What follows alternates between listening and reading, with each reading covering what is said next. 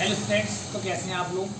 देखिए बच्चों, आज हमारा क्लास 12 फिजिक्स के लिए रिवीजन का पहला दिन है और मैं आपके साथ 3 महीने रहूँगा और 3 महीने में हम कंप्लीट रिवीजन आपका क्लास 12 का कराएंगे और कंप्लीट नोट्स के साथ, ठीक है। और एक अच्छी सी टेस्ट सीरीज भी चलाएंगे। तो उस टेस्ट सीरीज को जो बच्चा फॉलो करना चाहता है इस नंबर पर कॉन्टैक्ट करें, और जो यहाँ पर आकर लाइव क्रैश कोर्स हमारे साथ करना चाहता है तो कॉन्टैक्ट करें, ठीक है। पहले स्टार्ट करते हैं चैप्टर 1 से, ठीक है। चलो बेटा, चैप्टर 1 क्या है हमारे पास? Electric charge and field. Chapter 1 है हमारे पास इलेक्ट्रिक चार्ज एंड फील्ड, ठीक है। सबसे पहले मैं आपको बता देता हूँ कि हम फिजिक्स में जिस ब्रांच को पढ़ते हैं चैप्टर 12 में स्टैटिक्स में, उसका नाम हमारे पास क्या है? इलेक्ट्रोस्टैटिक्स। इलेक्ट्रोस्टैटिक्स क्या लिखा है यहाँ पे? It is the branch of physics that deals with the study of charge at rest and their related phenomena, that is static electricity. Static electricity का मतलब होता है चार्ज एट रेस्ट। ध्यान से सुनेंगे। इलेक्ट्रोस्टैटिक्स मैंने क्या होता है? इलेक्ट्रोस्टैटिक्स हमारे पास फिजिक्स की वो ब्रांच होती है जिसमें मैं चार्ज के बारे में स्टडी करता हूँ। कब? जब चार्ज रेस्ट में होता है। चार्ज जब रेस्ट में होता है उसको बोला जाता है स्टैटिक इलेक्ट्रिसिटी, यानी कि चार्ज एट रेस्ट, ठीक है। जो ये इलेक्ट्रोस्टैटिक्स हमारे पास ब्रांच है, इसमें फिजिक्स के हमारे पास 2 चैप्टर आते हैं। Chapter 1 electric charge and field और chapter 2 electric potential and capacitance, ठीक है बेटा। बात करते हैं। हमने देखा अभी इलेक्ट्रोस्टैटिक्स क्या है? फिजिक्स की ब्रांच है जिसमें डील किसके साथ कर रहे हैं? चार्ज के। अब मुझसे पूछोगे आप भैया ये बताइए चार्ज क्या होता है, तो मैं आपको बताऊंगा चार्ज क्या होता है। ये एक इंट्रिंसिक प्रॉपर्टी होती है एलिमेंट्री पार्टिकल्स की, जिसकी वजह से उनके बीच में फोर्स राइज करता है, ठीक है। Elementary particles of matter due to which electric force rises between them, यानी कि जिन एलिमेंट्री मैटर के जो हमारे पास एलिमेंट्री पार्टिकल्स होते हैं, आपको पता है इलेक्ट्रॉन, प्रोटॉन, न्यूट्रॉन एक्सेट्रा हमारे पास ये एलिमेंट्री पार्टिकल्स होते हैं, ठीक है। तो इनकी इंट्रिंसिक प्रॉपर्टी, यानी कि जिसकी वजह से इनके बीच में इलेक्ट्रिक फोर्स लग रहा है, उसी को क्या बोला जाता है बेटा? चार्ज बोला जाता है, ठीक है। एलिमेंट्री पार्टिकल्स हमारे पास ये होते हैं, ठीक है। आगे देखते हैं हमारे पास क्या है? Electric force. इलेक्ट्रिक फोर्स क्या होता है कि force of attraction between any two elementary particles of matter, यानी कि अट्रैक्शन और repulsion, force of attraction of और repulsion between any two elementary particles of matter क्या कहलाता है? हमारे पास इलेक्ट्रिक फोर्स है, इलेक्ट्रोस्टैटिक फोर्स कहलाता है। देखो बेटा, एलिमेंट्री पार्टिकल्स मैंने क्या बताया था आप लोगों को? इलेक्ट्रॉन, प्रोटॉन, न्यूट्रॉन बताए थे। अब ध्यान से देखो, इलेक्ट्रॉन इन दोनों के बीच में जो इलेक्ट्रिक फोर्स लगेगा वो रिपल्सिव फोर्स लगेगा। प्रोटॉन इन दोनों के बीच में जो फोर्स लगेगा वो भी रिपल्सिव लगेगा। और इलेक्ट्रॉन और प्रोटॉन के बीच में ये फोर्स अट्रैक्टिव लगेगा, अट्रैक्शन का फोर्स लगेगा, ठीक है। न्यूट्रॉन के बीच हमारे पास कोई फोर्स नहीं लगेगा। क्यों? ऐसा क्यों? यहां पर देखते हैं। क्योंकि बेटा जो हमारे पास ये चार्ज है इसकी कुछ प्रॉपर्टीज होती हैं, उन प्रॉपर्टीज को देखते हैं। पहली प्रॉपर्टी क्या है कि ये कह रहा है कि like charge repel to each other and unlike charge attract to each other. देखो बेटा, अभी मैंने बताया था कि इलेक्ट्रॉन होता है नेगेटिव चार्ज शो करता है, जो प्रोटॉन होता है पॉजिटिव चार्ज शो करता है, ठीक है। तो अब देखो, इलेक्ट्रॉन और इलेक्ट्रॉन दोनों सेम चार्ज हो गए, तो ये रिपेल करते हैं प्रॉपर्टी के कारण, इसलिए इनके बीच में जो फोर्स लगा वो रिपल्सिव लगा, ठीक है। और इसी तरीके से यहाँ पर इनके बीच में अट्रैक्टिव फोर्स लगा, ठीक है।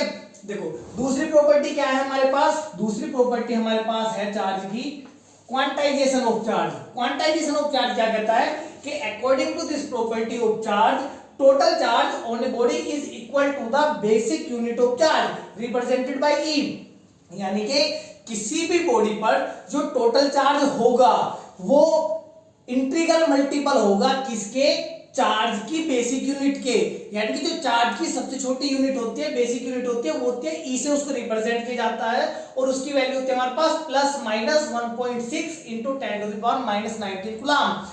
पीछे मैं एक बात बताने भूल गया था कि इलेक्ट्रिक चार्ज की जो एसआई यूनिट होती है वो क्या होती है? कूलम। क्या होती है बेटा? कूलम, और डिनोट करते हैं सी से। तो ठीक है बेटा, अब यहाँ पर जो प्लस माइनस साइन है ये क्या बता रहा है? प्लस माइनस साइन ये बता रहा है कि अगर चार्ज इलेक्ट्रॉन का है तो नेगेटिव चार्ज आएगा, प्रोटॉन है तो पॉजिटिव चार्ज आएगा हमारे पास, ठीक है बेटा।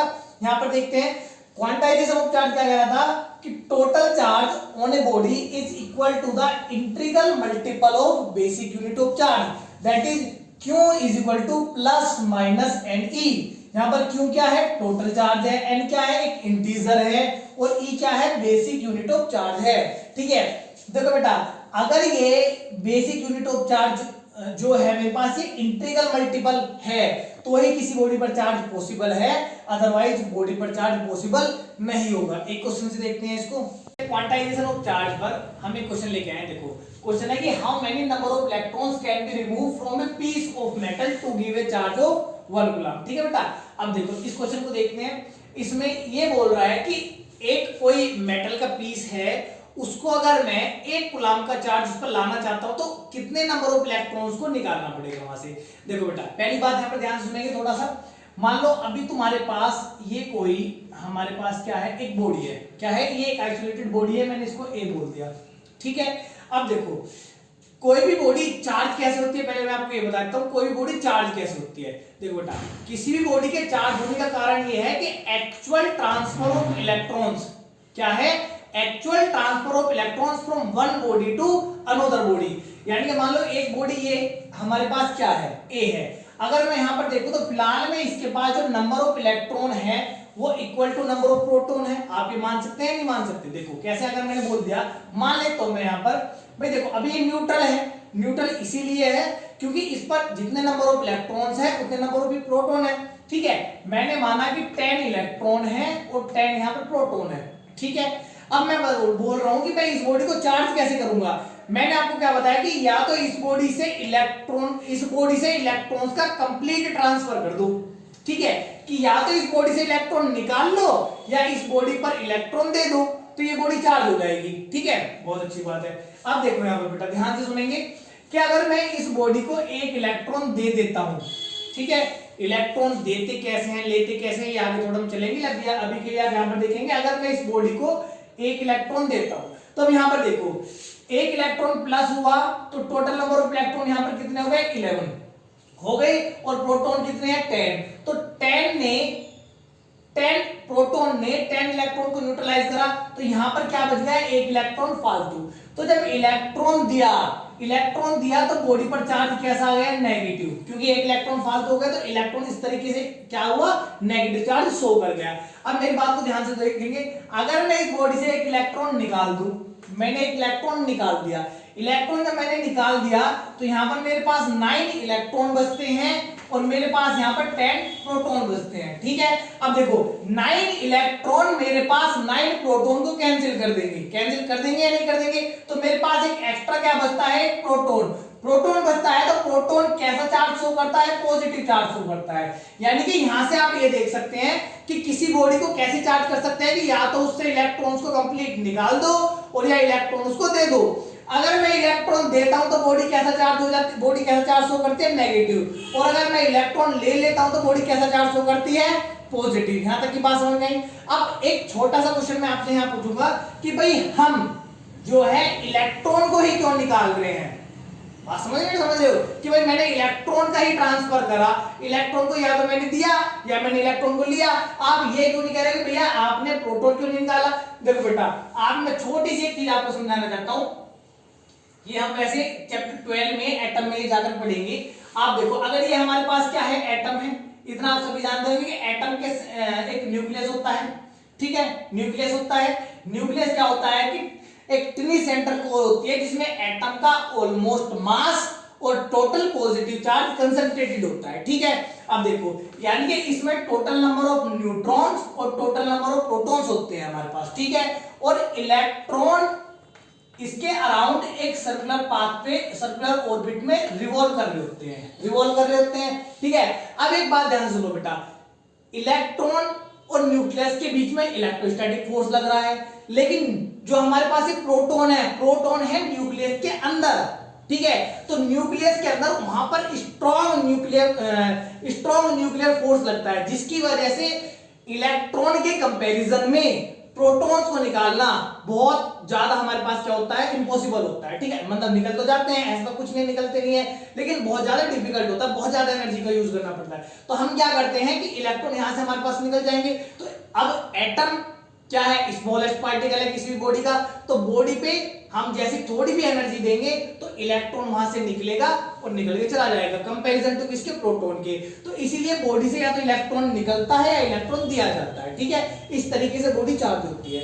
अब देखो क्वेश्चन ये था हमारा कि how many number of electrons can be remove from a piece of metal to give a charge of 1 coulomb. मान लो तुम्हारे पास कोई ये पीस है, किसी मेटल का एक पीस है, इसको आपको 1 कूलम का चार्ज देना है। कितना देना है इसको चार्ज, 1 कूलम का। तो कितने नंबर ऑफ इलेक्ट्रॉन्स आपको यहां से निकालने पड़ेंगे, ये आपको बताना है। देखो आप सभी जानते हैं, अभी आपने क्या पढ़ा है, क्वांटाइजेशन ऑफ चार्ज, तो उसमें है हमारे पास वी नो दैट,